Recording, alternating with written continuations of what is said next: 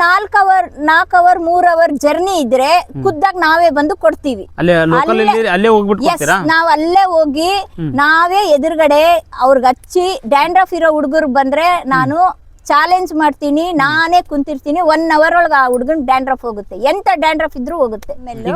ಇದು hair fall. ಇದು hair fall ಅಲ್ಲಿ ಬೇರೆ ಏರ್ ಫಾಲ್ ಅಲ್ಲ, ತಲೆನೋವು, ನಿದ್ದೆಗೆ, ಮೈಗ್ರೇನ್ಗೆ, ಕೆಲವು ಸಾಫ್ಟ್ವೇರ್ ಅವ್ರಿಗೆ ಸಿಸ್ಟಮ್ ಅಲ್ಲಿ ಇದ್ದು ಕಣ್ಣೆಲ್ಲ ಕೆಂಪಾಗಿರುತ್ತೆ, ನಿದ್ದೆಗಳು ಬರಲ್ಲ ಅವ್ರಿಗೆ. ನಿದ್ದೆಗೆ ಇದು ಅವರೇ ಹಚ್ಕೊಂಡು ಅವರೇ ಹೇಳಿರೋ ಅನುಭವದ ಮೇಲೆ ನಾವ್ ಈ ಮಟ್ಟಕ್ಕೆ ನಿಂತಿ ಬಂದಿರೋದು. ಒಂದು ಡ್ಯಾಂಡ್ರಫ್ ಚಿಕ್ಕ ಮಕ್ಕಳಿಗೆ ಅಂದ್ರೆ ಒಂದು 10 ವಯಸ್ಸಿಂದ 15 ವಯಸ್ಸು ಹುಡುಗರಿಗೆ ಏರ್ ಫಾಲ್ ಆಗಲ್ಲ. ಅವ್ರಿಗೆ ಆಗೋದು ಡ್ಯಾಂಡ್ರಫ್, ಏನು ಸೀರು. ಏರ್ ಫಾಲ್ ಆಗಲ್ಲ ಆ ಮಕ್ಕಳಿಗೆ, ಏನಿಗೂ ಬರುತ್ತೆ. ಏನು ಸೀರು ಡ್ಯಾಂಡ್ರಫ್ ಆ ಒಂದು 10 ವಯಸ್ಸಿಂದ 15 ವಯಸ್ಸು ಮಕ್ಕಳಿಗೆ ಇದು ತುಂಬಾ ಚೆನ್ನಾಗೈತೆ. ಈ ಏರ್ ಫಾಲ್ ಏನಕ್ಕೆ ಅಂದ್ರೆ 15 SLC ಆಗಿರೋ ಹುಡುಗರಿಂದ ಶುರು ಆಗತ್ತೆ. ಇದು ಲಿಮಿಟ್ ಇಲ್ಲ, ಏಜ್ ಲಿಮಿಟ್ ಇಲ್ಲ. 70 ವರ್ಷದವ್ರು ಹಚ್ಕೋಬಹುದು, 80 ವರ್ಷದವ್ರು. ನಮಸ್ಕಾರ. ನಮಸ್ಕಾರ ರೀ. ಆರಾಮಿದ್ದೀರಿ? ಆರಾಮದೀವ್ರಿ. ನಿಮ್ಮ ಆಶೀರ್ವಾದ ಒಳ್ಳೇದಾಗ್ಲಿ. ತುಂಬಾ ಸಂತೋಷ. ನಮಸ್ಕಾರ ಪ್ರೀತಿಯ ವೀಕ್ಷಕ ಬಂಧುಗಳೇ, ಲೈಫ್ ಬುಕ್ ಕನ್ನಡ ಯೂಟ್ಯೂಬ್ ಚಾನಲ್ಗೆ ಸ್ವಾಗತ. ಬನ್ನಿ, ನಾನು ಇವತ್ತಿನ ದಿವಸ ನಿಮಗೆ ವಿಶೇಷವಾದ ಮಾಹಿತಿಯನ್ನು ಹೇಳಲಿಕ್ಕೆ ಹೋಗ್ತಾ ಇದ್ದೇನೆ. ನಾನು ಪ್ರತಿ ಸಾರಿ ವಿಷಯಗಳನ್ನು ಹುಡುಕೊಂಡು ಅವ್ರ ಊರಿಗೆ ಹೋಗ್ತೇನೆ. ಆದರೆ ಇವತ್ತಿನ ವಿಶೇಷ ಏನಂತಂದರೆ, ನನ್ನನ್ನು ಹುಡುಕೊಂಡೇ ಒಬ್ಬರು ಬಂದಿದ್ದಾರೆ. ಅವರು ಒಂದು ಒಳ್ಳೆಯ ಮಾಹಿತಿಯನ್ನು ತೆಗೆದುಕೊಂಡು ಬಂದಿದ್ದಾರೆ. ಅದು ಏನು ಕತೆ ಅಥವಾ ಆ ಮಾಹಿತಿ ಆದರೂ ಏನು, ತುಂಬ ನಿಮಗೆ ಈ ಮಾಹಿತಿ ಲಾಭದಾಯಕವಾಗಿರುತ್ತದೆ. ಯಾಕೆ ಹೇಳ್ತಾ ಇದ್ದೀನಿ ಈ ಮಾತು ಅಂತಂದರೆ, ಒಂದಷ್ಟು ಜನರಿಗೆ ಅಥವಾ ಒಂದಷ್ಟು ಜನರ ಮಕ್ಕಳಿಗೆ, ತಮ್ಮ ಮಕ್ಕಳಿಗೆ ಬಹಳಷ್ಟು ಲಾಭದಾಯಕವಾಗುವಂಥ ವಿಚಾರವನ್ನು ಇಟ್ಕೊಂಡು ಇವತ್ತಿನ ದಿವಸ ವಿಡಿಯೋವನ್ನು ಮಾಡ್ತಾ ಇದ್ದೀನಿ ವೀಕ್ಷಕರೇ. ಅವರು ನನ್ನನ್ನು ಹುಡುಕೊಂಡು ಯಾಕೆ ಬಂದಿದ್ದಾರೆ ಅಂತಂದರೆ, ತಾವೊಂದು ಮನೆಯಲ್ಲಿ ಅಂದರೆ ಗುಡಿ ಕೈಗಾರಿಕೆಯಲ್ಲಿ ತಯಾರು ಮಾಡಿರ್ತಕ್ಕಂತಹ ಒಂದು ವಸ್ತುವನ್ನು ನಮಗೆ ತೋರಿಸ್ಲಿಕ್ಕೆ ಬಂದಿದ್ದಾರೆ. ಆ ವಸ್ತುವಿನಿಂದ ಬಹಳಷ್ಟು ಲಾಭ ಆಗ್ತದೆ.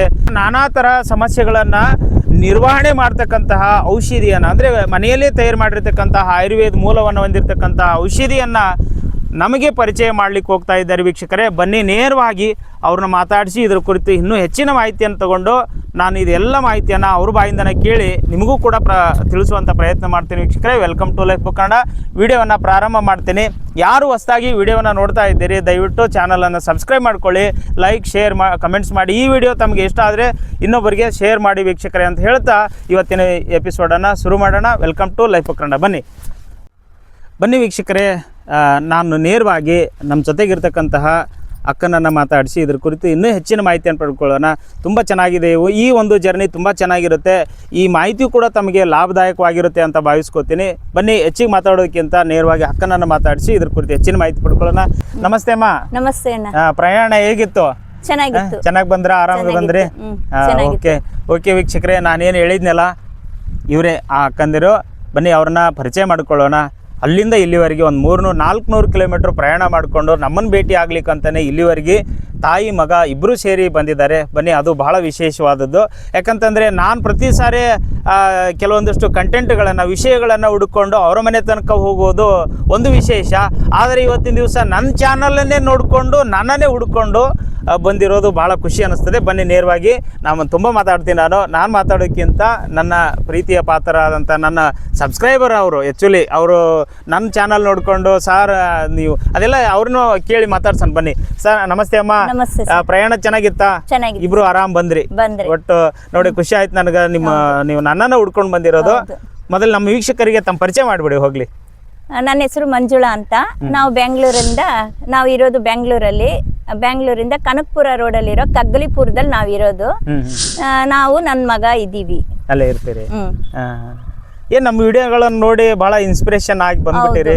ಇದು ಏನು ಅಂದ್ರೆ, ನಿಮ್ದು ವಿಡಿಯೋ ಸುಮಾರು ನೋಡ್ತಾ ಇದ್ದೀವಿ. ಎಲ್ಲ ನೀವು ಯಾವ್ದು ತೋರಿಸ್ತೀರಾ ಅಂದ್ರೆ ಎಲ್ಲ ಗಿಡಮೂಲಿಕೆದೆ ಔಷಧಿ ಬಗ್ಗೆನೆ ತೋರಿಸ್ತೀರಾ. ಅದು ಸ್ವಲ್ಪ ಜನಕ್ಕೆ ತಿಳುವಳಿಕೆ ಬರುತ್ತೆ. ಇವತ್ತಿನ ದಿವಸ ಎಲ್ಲ ಕೆಮಿಕಲ್ ಆಗಿರೋದ್ರಿಂದ, ನೀವು ಆಯುರ್ವೇದಿಕ್ ತೋರಿಸ್ತಾ ಇರೋದ್ರಿಂದ ನನಗೆ ಅದು ಚಾನಲ್ದು ತುಂಬಾ ಇಷ್ಟ ಆಯ್ತು. ಅದು ನಾನು ಅಷ್ಟು ಗಮನಿಸ್ತಿರ್ಲಿಲ್ಲ. ನನ್ನ ಮಗನ್ ತೋರಿಸಿ, ಅಮ್ಮ ನೋಡಮ್ಮ ಇವರೆಲ್ಲ ಆಯುರ್ವೇದಿಕ್ಕೆ ತೋರಿಸ್ತಾರೆ ಅಂತ ತೋರಿಸ್ದಾಗ ನನಗದೊಂದು ಇನ್ಸ್ಪಿರೇಷನ್ ಆಯ್ತು. ನೋಡ್ತಾ ಬಂದೆ, ನಾನು ನಿಮ್ಮ ಚಾನಲ್ ನೋಡ್ತಾ ಬಂದೆ. ನಾನು ಇವಾಗ ಮಾಡ್ತಾ ಇರೋದು ನಿಮ್ಮ ಇದು ಔಷಧಿಗೆ ಸಂಬಂಧಪಟ್ಟಿದ್ದೇ ಆಗಿರೋದ್ರಿಂದ ನಿಮ್ ಜೊತೆ ಮಾತಾಡ್ಬೇಕು ಅಂತಾನೆ ನಾನು ಬ್ಯಾಂಗ್ಳೂರಿಂದ ಇಲ್ಲಿ ತನಕ ಕುಷ್ಟಗಿಗೆ ಬಂದು ನಿಮ್ ಮೂಲಕ ಮಾತಾಡ್ತಾ ಇರೋದು. ಓಕೆ ಮಾ, ಖುಷಿ ಆಯ್ತು. ನಮ್ಮನ್ನ ಮಾತಾಡ್ಸಕ್ ಬಂದಿರಿ ಅಂತಂದ್ರಲ್ಲ, ಅದೇ ಒಂದ್ ದೊಡ್ಡ ಖುಷಿ ನಮ್ಗೆ. ಯಾಕಂತಂದ್ರೆ ನಮ್ ಚಾನಲ್ ಅನ್ನು ನೋಡ್ಕೊಂಡು ಹೌದು.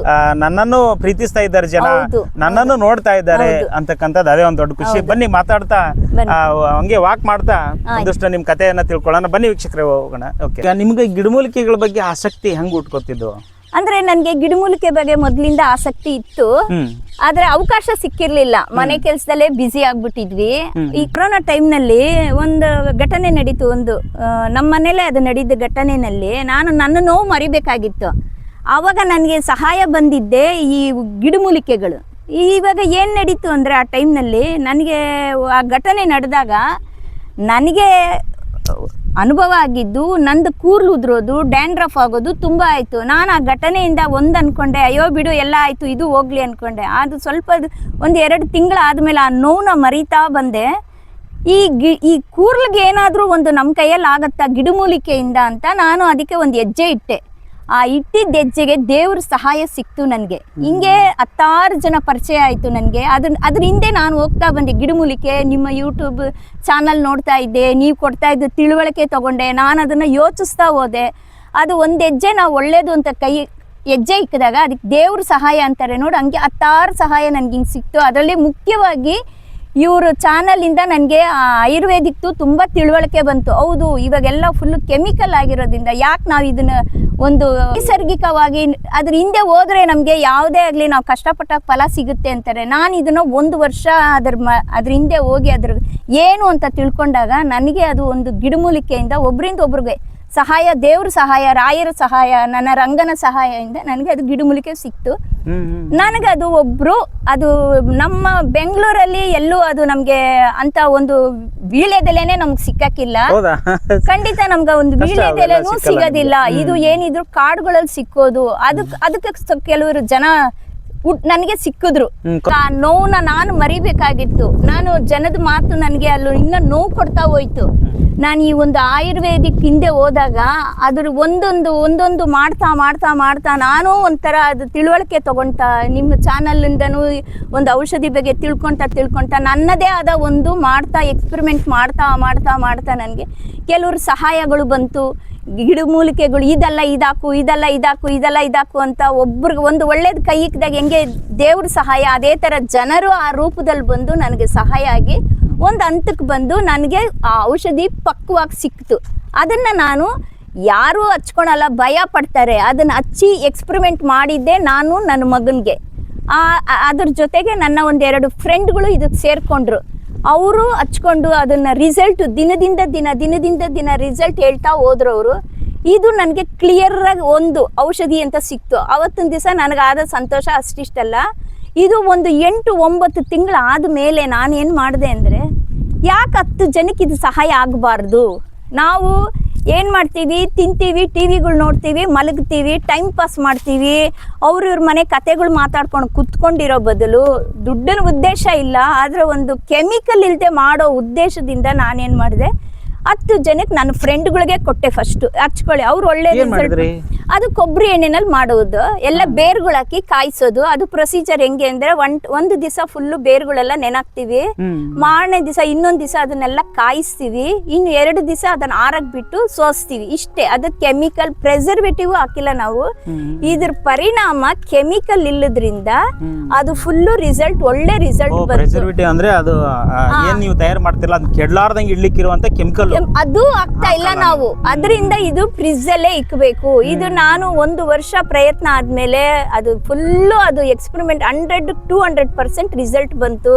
ನನ್ನ ಮಗಂದಾಯ್ತು, ನನ್ನ ಫ್ರೆಂಡ್ಗಳಿಗಾಯ್ತು, ಎಲ್ಲ ರಿಸಲ್ಟ್ ಬಂದ್ಮೇಲೆ ನಾನು ಖುಷಿ ಪಟ್ಟೆ. ಖುಷಿ ಜೊತೆಗೆ ಏನ್ ಮಾಡಿದೆ, ಯಾಕೆ 4 ಜನಕ್ಕೆ ಕೊಡಬಾರ್ದು? ಕೆಲವ್ರು ಮನೆಯಲ್ಲಿ ಉಪ್ಪಿನಕಾಯಿ ಹಾಕ್ತಾರೆ, ಹಪ್ಪಳ ಮಾಡ್ತಾರೆ, ದುಡ್ಡಿನ ಉದ್ದೇಶಕ್ಕೆ ಮಾಡೋರು ಇದ್ದಾರೆ, ನಮ್ಮ ಟೈಮ್ ಕಳಿಯಕ್ಕೆ ಅಂತ ಮಾಡೋರು ಇದ್ದಾರೆ. ನನಗೆ ಅದು ನನ್ನ ನೋವು ಮರೆಯಕ್ಕೆ ನಾನು ಇದು ಆಯ್ಕೆ ಮಾಡ್ಕೊಂಡಾಗ, ಕೊರೋನಾ ಬಂದ ಮೇಲೆ, ನಮ್ಮ ಯಜಮಾನ್ರು ಹೋದ ಮೇಲೆ ನನಗಾದಂಥ ನೋವು ಮರೆಯಕ್ಕೆ ಆಗೋದಿಲ್ಲ ಅಂತ ನೋವು ಕೊಟ್ಟರು. ಆದರೆ ಇವತ್ತಿನ ದಿವಸ ನಾನು ಈ ಎಣ್ಣೆನ 10 ಜನಕ್ಕೆ ಕೊಡ್ತಿದ್ದೀನಿ. ಕೆಲವರಂತೂ ಆಂಟಿ ನೀವು ದೇವ್ರು ಬಂದಂಗೆ ಕೊಟ್ರಿ ಅಂತ ಹೇಳ್ತಾರೆ. ಆ ಸಂತೋಷ ನನಗೆ ಆ ನೋವನ್ನ ಮರೆಸ್ತಾ ಇದೆ. ಆ ನೋವನ್ನ ನನಗೆ ಮರೆಸಿದೆ. ಬಂದು ಬೆಳಗ ತಿಂತಾರೆ, ಉಣ್ತಾರೆ, ಹಿಂದೆ ಅದನ್ನೇ ಕೇಳಿ ಬಯಸ್ತಾ ಇದ್ದಾರೆ. ಆದರೆ ಇದು ಈಸ್ಕೊಳ್ತಾ ಇರೋರು ನನಗೆ ಅವ್ರು ಬಂಧು ಇಲ್ಲ, ಬಳಗ ಇಲ್ಲ. ಕೇಳಿದವ್ರು ಕೊಡ್ತಿದ್ದೀನಿ. ಆದರೆ ಅವರು ಎಷ್ಟು ಸಂತೋಷ ಪಡ್ತಿದ್ದಾರೆ ಅಂದರೆ, ಆಂಟಿ ನಿಮ್ಮ ಜೊತೆಗೆ ನಾವು ಬರ್ತೀವಿ, ನಾವು ಸಹಾಯ ಮಾಡ್ತೀವಿ. ಆಂಟಿ ನೀವು ಏನು ಮುಂದಕ್ಕೆ ನೀವು ಇವಾಗ ಇದು ಮಾಡ್ತಿದ್ದೀರಾ, ಇದು ಹಿಂಗೆ ಕಂಟಿನ್ಯೂ ಮಾಡಿರಿ ಆಂಟಿ, ನೀವು ತುಂಬ ಒಳ್ಳೆ ಕೆಲಸ ಮಾಡ್ತಿದ್ದೀರಾ ಅಂತ ಅವ್ರು ಮಾಡೋ ಒಂದು ಇನ್ಸ್ಪಿರೇಷನ್ನೇ ನನಗೆ ಮುಂದಕ್ಕೆ ಕರ್ಕೊಂಡು ಹೋಗ್ತಾ ಇದೆ. ಆ ಕಾರಣಕ್ಕೆ ನಾನು ಇದು ಏನಕ್ಕೆ ನಾನು ಸೋಷಿಯಲ್ ಮೀಡಿಯಾಗೆ ನಿಮ್ಗೆ ಹೇಳಬೇಕು ಅಂತ ಬಂದೆ ಅಂದರೆ, ಎಣ್ಣೆ ಹಚ್ಕೊಂಡವ್ರಿಗೆಲ್ಲ ಉದ್ದೇಶ ಒಂದೇ. ಯಾಕೆ ಅಂದರೆ ಇವಳನ್ನ ಕಂಡ್ರೆ ಅವಳಿಗಾಗಲ್ಲ, ಅವಳನ್ನ ಕಂಡ್ರೆ ಇವಳಿಗಾಗಕ್ಕಿಲ್ಲ. ಆದರೆ ಎದುರುಗಡೆ ಮಾತ್ರ ಚೆನ್ನಾಗೇ ಇರ್ತಾರೆ, ಫ್ರೆಂಡಾಗೇ ಇರ್ತಾರೆ. ಇವಳೇನು ನಮಗೆ ಆದರೆ ಒಳಗಿಂದೊಳಗೆ ಹಚ್ಕೋತಾ ಇರ್ತಾರೆ. ಇದು ನಾನು ಕಣ್ಣಾರ ನೋಡಿದ ಘಟನೆ. ಇವಾಗ ನಾನೇನು ಮಾಡಿದೆ, ಸೋಷಿಯಲ್ ಮೀಡಿಯಾ ಇವಾಗ ಎಲ್ಲ ನಡೀತಾ ಇರೋದು ಅದೇ. ಗೊತ್ತಾಗಲಿ 10 ಜನಕ್ಕೆ. ಇದು ತುಂಬಾ ಹೆಲ್ಪ್ ಇದೆ. ತಲೆನೋವಿಗೆ, ನಿದ್ದೆಗೆ ಹಚ್ಕೊಂಡವ್ರು ನನಗೆ ಹೇಳ್ತಾ ನಾನು ಈ ಹೆಜ್ಜೆ ಇಕ್ಕಿತ್ತು ಹೇಳೋಣ ಅನ್ನೋ ಮಟ್ಟಕ್ಕೆ ನಾನು ಬಂದೆ. ಹಾಗೆ ನಿಮ್ಮ ಪ್ರಾಡಕ್ಟ್ ಬಗ್ಗೆ ಹೇಳಿ, ಅದು ಏನೋ ಹೇಳ್ತೀನಿ ಅಂತ ಹೇಳಿದಿರಲ್ಲ, ಅದೆಲ್ಲ ತಂದಿದ್ದೀರಾ ತಾನೇ? ಎಣ್ಣೆ ತಂದಿದ್ದೀವಿ, ತಗೊಂಬಂದಿರಾ ಅಂತ ಬನ್ನಿ.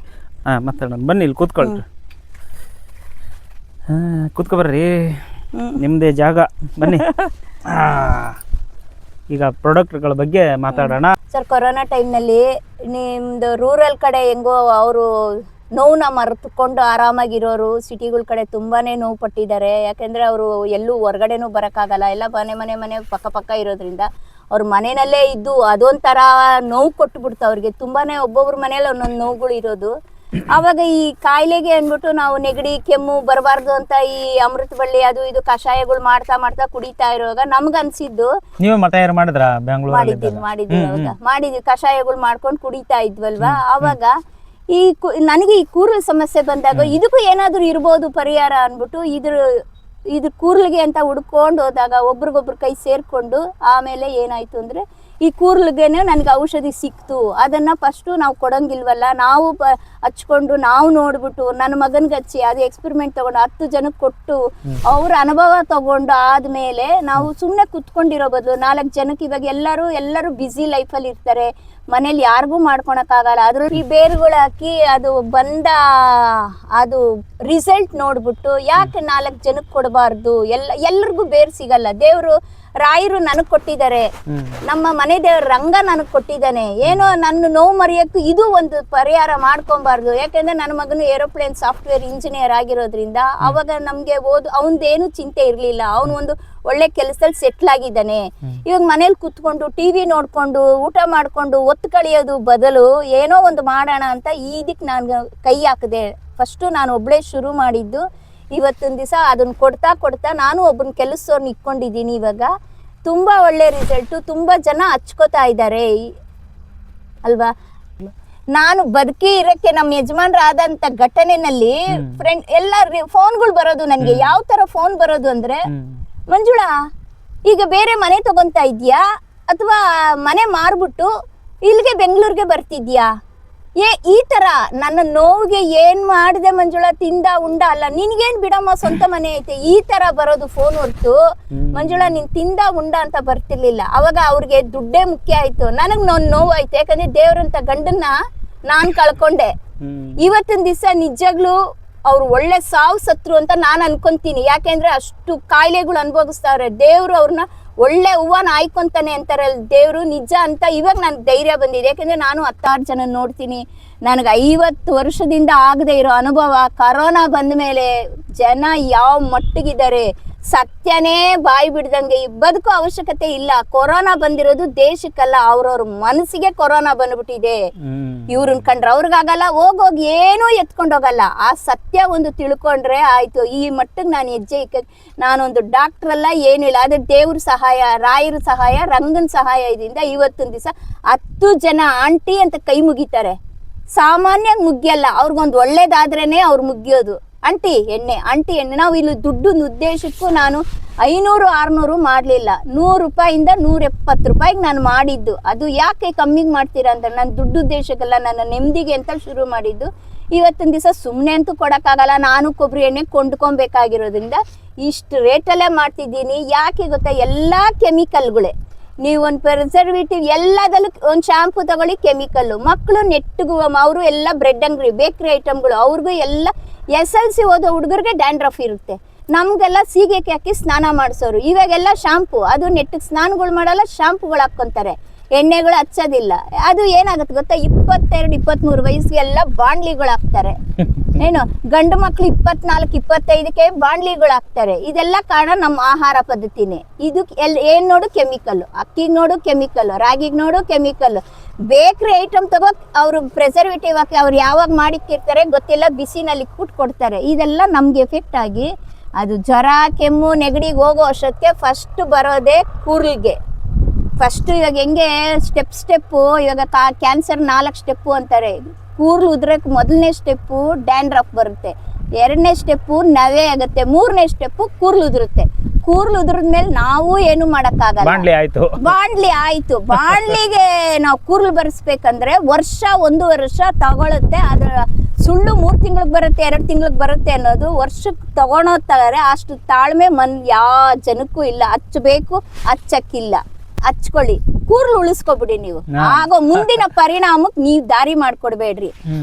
ಈಗ್ಲೇ ನೀವು ಅದನ್ನ ಫಸ್ಟೇ ಇವಾಗ ನಾವು ಒಳ್ಳೆ ಗಿಡಕ್ಕೆ ಗೊಬ್ಬರ ಹಾಕಿ ಬೆಳೆಸ್ಬಿಟ್ರೆ ಅದೇನು ಆಗಲ್ಲ. ಮರ ಆಗ್ಬಿಡ್ತಂದ್ರೆ ಆಲದ ಮರ ಆಗ್ಬಿಟ್ರೆ ಏನೇ ತಿಂದ್ರೂ ಆಗೋದಿಲ್ಲ. ಈ ಎಣ್ಣೆನಲ್ಲಿ ಪ್ಯೂರ್ ಏನಂದ್ರೆ ನಾವು ಕೆಮಿಕಲ್ ಹಾಕಿಲ್ಲ. ಇದ್ರಲ್ಲಿ ಫ್ರಿಜ್ಜಲ್ಲಿ ಇಟ್ಕೊಳೋ ಉದ್ದೇಶ ಏನು ಅಂದ್ರೆ, ಇವಾಗ ನೀವು ಅಡಿಗೆ ಮಾಡ್ತೀರಾ, ಕೆಲವ್ರು ನನ್ನ ಕೇಳಿದ್ದಾರೆ, అంటే ಯಾಕೆ ಇದು ಫ್ರಿಜ್ಜಲ್ಲೇ ಇಕ್ಕೋಬೇಕು, ನಮ್ಮ ಹತ್ರ ಫ್ರಿಜ್ ಇಲ್ಲ, ಹಂಗೆ ಇರಲ್ವಾ, ಯಾಕೆ ನೀವು ಏನಕ್ಕೆ ಕಾರಣ ಹಿಂಗೆ ಕೆಟ್ಟೋಗುತ್ತೆ ಅಂತೀರಾ ಅಂತ ಕೆಲವ್ರು ನನ್ನ ಕೇಳಿದಾಗ ನಾನು ಒಂದೇ ಮಾತು ಕೇಳೋದು, ಇವಾಗ ನೀವು ಚೆನ್ನಾಗಿ ಅಡುಗೆ ಮಾಡ್ತೀರಲ್ವಮ್ಮ, ಅನ್ನನೂ ಅಕ್ಕಿನ ಹೋಗಿ ಅನ್ನ ಮಾಡಿ ಚೆನ್ನಾಗಿ ಬೇಯಿಸ್ತೀರಾ, ಸಾರು ಬೇಳೆನೋಗಿ ಅನ್ನ ಮಾಡಿ ಸಾರು ಚೆನ್ನಾಗಿ ಮಾಡ್ತೀರಾ, ಕೆಟ್ಟೋಗುತ್ತೆ 4-5 ಅವರ್ ಆದ್ಮೇಲೆ ಕೆಟ್ಟೋಗುತ್ತೆ. ಯಾಕೆ, ಅವಾಗ ನೀವೇನು ಮಾಡಿದ್ದೀರಾ ಅಂತ ಕೆಟ್ಟೋಯ್ತು.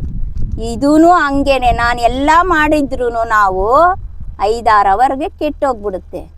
ಇದಕ್ಕೆ ನೀವು ಹೆಂಗೆ ಕೆಮಿಕಲ್ ಹಾಕ್ದೆ ಅಡುಗೆ ಮಾಡ್ತೀರಾ, ನಾನು ಕೆಮಿಕಲ್ ಹಾಕ್ದೆ ಮಾಡೋದ್ರಿಂದನೇ ಇದ್ರ ಪರಿಣಾಮ ಇಷ್ಟು ಒಳ್ಳೆ ರಿಸಲ್ಟ್. ಅದರಿಂದ ಬಂದಂತ ಆಯಿಲೇ ನೋಡಿ, ಭೂವಿ ಹೇರ್ ಆಯಿಲ್. ಹೆಸರಿಟ್ಬಿಟ್ಟಿದ್ದೀರಾ? ಖಂಡಿತ ಭೂವಿ ಹೇರ್ ಆಯಿಲ್ ಅಂತ. ಇದಕ್ಕೆಲ್ಲ ಮೂಲ ಕಾರಣ ಭೂವಿ ಹೇರ್ ಆಯಿಲ್. ಇದು 10 ಜನಕ್ಕೆ ಹೋಗ್ತಾ ಇದೆ, 10 ಜನ ಸಪೋರ್ಟಿಂಗ್ ಬರ್ತಾ ಇದ್ದಾರೆ. ಇದು ಇನ್ನೂ ಅಷ್ಟು ಬೆಳೀಲಿ ಅಂದ್ಬಿಟ್ಟು ನಾನು ಕುಷ್ಟಗಿಗೆ ಬಂದು ಇವ್ರ ಚಾನಲ್ ನೋಡ್ತಿದ್ದೀನಿ. ನನಗೆ ಎಷ್ಟೊಂದು ನೋಡಿದೆ, ನನಗೆ ಇವ್ರ ಚಾನಲ್ನಲ್ಲಿ ಬರೋ ಆಯುರ್ವೇದಿಕ್ಕು ನನಗಿಷ್ಟ ಆಯಿತು. ನಂದು ಒಂದು ಆಯುರ್ವೇದಿಕ್ ಆಗಿರೋದ್ರಿಂದ ನಾನು ಇಲ್ಲಿಗೆ ಬಂದು ಇವ್ರ ಮೂಲಕ ನಿಮ್ಗೆ ತಿಳಿಸ್ತಾ ಇದ್ದೀನಿ. ಈ ಭೂವಿ ಹೇರ್ ಆಯಿಲ್ ತಯಾರು ಮಾಡಿರಲ್ಲ, ಏನು ಜೋಶ್ ನಿಮ್ಮದು, ಭಾರಿ ಚೆನ್ನಾಗಿದೆ ನಿಮ್ಮ ಜೋಶು. ಇದೇ ಜೋಶಲ್ಲಿ ಹೇಳ್ಬಿಡಿ ಹೆಂಗೆ ತಯಾರು ಮಾಡ್ತೀರಿ ಅಂತ. ಹೆಂಗ್ ತಯಾರು ಮಾಡ್ತೀನಿ ಅಂದ್ರೆ, ನನಗೆ ನಮ್ಮಲ್ಲಿ ಒಂದು ವಿಳ್ಯದೆಲ್ಲೂ ಸಿಕ್ಕಲ್ಲ, ಒಂದು ಅಂದ್ರೆ ಒಂದು ಏನೊಂದು ಸಸ್ಯಗಳು ಸಿಕ್ಕಲ್ಲ. ಇದು ಹೋಗ್ತಾ ಹೋಗ್ತಾ ನನ್ಗೆ ಹಿಂಗೆ ಒಬ್ರು ಪರಿಚಯ ಆದ್ರು. ನನ್ ನೋವು ಮರಿಯಕ್ ನಾನು ಹೊರಗಡೆ ಹೋಗ್ಲೇಬೇಕಾಗಿತ್ತು, ಶುಗರ್ ಹೆವಿ ಆಗೋದು. ಡಾಕ್ಟರ್ಗಳೆಲ್ಲ ಹೇಳಿದ್ ಒಂದೇನೆ, ಅಮ್ಮ ನೀವು ಸ್ಟ್ರೆಸ್ ಇಂದ ಹೊರಗಡೆ ಬನ್ರಿ, ನೀವು ಆ ಯೋಚನೆಯಿಂದ ಬನ್ರಿ. ಅಮ್ಮ ತೆತ್ತದ್ ಅಳ್ತಾ ಕುತ್ಕೊಂಡಿದೆ, ಫೋನ್ ಬಂದ್ರೆ ಅಳ್ತಾ ಕುತ್ಕೊಂಡಿದೆ. ಅವಾಗ ನಾನ್ ಮಾಡಿದ್ದೇನಂದ್ರೆ ವಾಕಿಂಗ್ ಹೋಗಕ್ ಶುರು ಮಾಡಿದೆ. ಎಲ್ಲೂ ಇಲ್ಲ, ನಮ್ ಕಗ್ಲಿಪುರದಲ್ಲೇ ಒಂದು ಗಣೇಶ ದೇವಸ್ಥಾನ ಇದೆ, ಅದು ವಾಕಿಂಗ್ ಮಾಡ್ತಾ ಮಾಡ್ತಾ ನನ್ಗೆ ಒಬ್ಬೊಬ್ರೆ ಪರಿಚಯ ಆಯ್ತಾ ಬಂದ್ರು. ನೋಡಿ ಹಿಂಗ್ ಎಣ್ಣೆದ್ ಮಾಡ್ತಿದ್ದೀನಿ, ಹೌದಾ ಇನ್ನೊಬ್ರು, ಹೌದಾ ಇನ್ನೊಬ್ರು, ಹಿಂಗಿಗೆ ಪರಿಚಯ ಆಯ್ತಾ ನನಗೆ ಗಿಡಮೂಲಿಕೆ ನೋಡಿ ಹಿಂಗ್ ಸಿಕ್ತಿತೆ ಅಂತ. ಕಾಡುಗಳಲ್ಲಿ ಸಿಗೋದಂತೆ ಇದು. ನಾನಂತೂ ಕಾಡ್ಗೋಗಿ ತಗೊಳೋ ಅಷ್ಟು ಇಲ್ಲ, ನಮ್ಗೆ ಆ ತಿಳುವಳಿಕೆನೂ ಇಲ್ಲ. ಇದು ಗೊತ್ತಿರೋರು ಒಬ್ಬೊಬ್ರೆ ಉಟ್ಕೊಂಡು ಇವಾಗ ಅವ್ರ ಮೂಲಕ ನಾನು ಈ ಬೇರ್ಗಳು ತರಿಸ್ಕೊಂಡು ಅದ್ರಲ್ಲಿ ನಾನು ಮಾಡ್ತಿದ್ದೀನಿ. ಅವ್ರಿಗೂ ಒಂದ್ ಕಷ್ಟಕ್ಕೆ ಪರಿಹಾರ ಆಯ್ತು, ಅವ್ರಿಗೂ ಒಂದು ಜೀವನ ಕಟ್ಕೊಂಡ್ರೆ.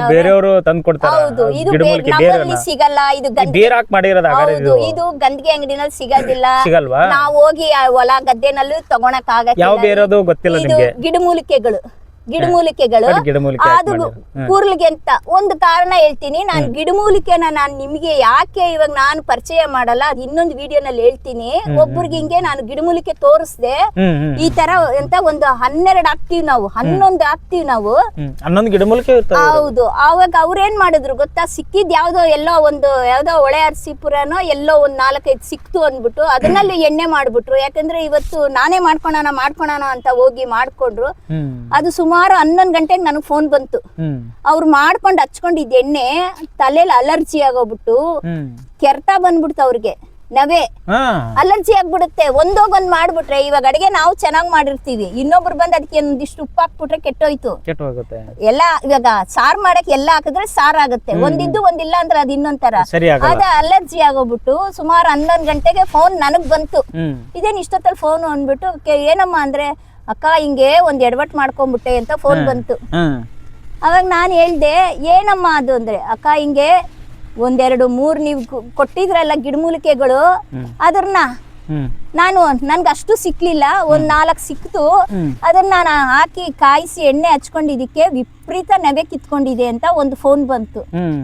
ಅವತ್ತೊಂದ್ ದಿವಸ ನಾನು ಗಿಡಮೂಲಿಕೆಗಳು ಈ ಹೆಸರುಗಳು ಕೊಡೋದನ್ನ ಅದನ್ನು ವಾಟ್ಸಪ್ ಮಾಡಿವೆ. ನಾವು ಇದ್ರಲ್ಲಿ ಮುಚ್ಚು ಮರ ಏನಿಲ್ಲ ಅಂತ ವಾಟ್ಸಪ್ ಮಾಡ್ತಾ ಇದ್ದೆ ನಾನು. ನೋಡಿ ಇಂತಿಂದ ಅದ್ ಹಾಕಿದೀನಿ, ನೋಡ್ ಮಾಡ್ಕೊಳ್ರಿ ಅಂತ. ಕೆಲವ್ರು ಗಿಡಮೂಲಿಕೆನೆ ಸಿಕ್ಕಲ್ಲ, ಸಿಕ್ಕಿದ್ ಹಾಕಿ ಮಾಡ್ಕೊಂಡು ಇಂತ ಎಡವಟ್ಟಾಗೋ ಬದಲು ಬೇಡವೇ ಬೇಡ ಅನ್ಬಿಟ್ಟು ನಾನು ಇವತ್ತಿನ ದಿವಸ ಆ ಗಿಡಮೂಲಿಕೆ ಯಾವ್ದು ಅಂತಾನು ಹೇಳ್ತಾ ಇಲ್ಲ. ಹಚ್ಕೊಳ್ತೀರಾ ಬೇಕಾದ್ರೆ ನಾನು ಫ್ರೀಯಾಗಿ ಕೊಡ್ತಿದ್ದೀನಿ. ಕೆಲವರು ಕಾಸಿಲ್ಲ ಅನ್ನೋರ್ಗೆ ನೀನ್ ಕೊಡ್ಬೇಡಮ್ಮ ಹಚ್ಕೊ ನೀನು ಅಂತಾನು ಕೊಡ್ತಾ ಇದ್ದೀನಿ.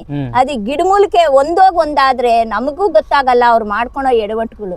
ಅದರಿಂದ ನಾನು ಗಿಡಮೂಲಿಕೆ ಯಾವ್ದು ಹೇಳ್ತಾ ಇಲ್ಲ. ಓಕೆ. ಏನಿದು ಪ್ರಾಡಕ್ಟ್ ಅಂತೂ ತಯಾರು ಮಾಡಿದ್ರಿ, ಜನರಿಗೆ ಕೊಟ್ರಿ, ಇದ್ರ ಲಾಭನೂ ಆಯ್ತು.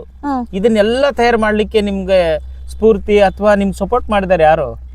ಇದಕ್ಕೆಲ್ಲ ಸ್ಫೂರ್ತಿ ಮಾಡಿದ್ದು ಅಂದ್ರೆ ದೇವ್ರು, ರಂಗನಾಥ ರಾಘವೇಂದ್ರ ಅಲ್ಲಿದ್ದಾರೆ. ಅವ್ರ ಆಶೀರ್ವಾದ ಸಿಕ್ತು. ನನ್ನ ಮಗನು ಇದಕ್ ನಾನು ಫುಲ್ಲು ಸಪೋರ್ಟ್ ಮಾಡಿದ್ದೆ. ನನ್ನ ಮಗನು ನಾನು ಏನೇ ಎಣ್ಣೆ ತಯಾರು ಮಾಡಿದ್ರು ಹಚ್ಕೊಂತ ಇದ್ದಿದ್ದೆ ನನ್ನ ಮಗನು. ಆ ಮಗು ಅವ್ನ್ ಸಾಫ್ಟ್ವೇರ್ ಇಂಜಿನಿಯರ್, ಮೆಕ್ಯಾನಿಕಲ್ ಓದಿ software engineer, aeroplane software engineer ಆಗಿದ್ರು ಅವನು ಒಂದು ಚೂರು ಸಂಕೋಚ ಪಡ್ತಿರ್ಲಿಲ್ಲ.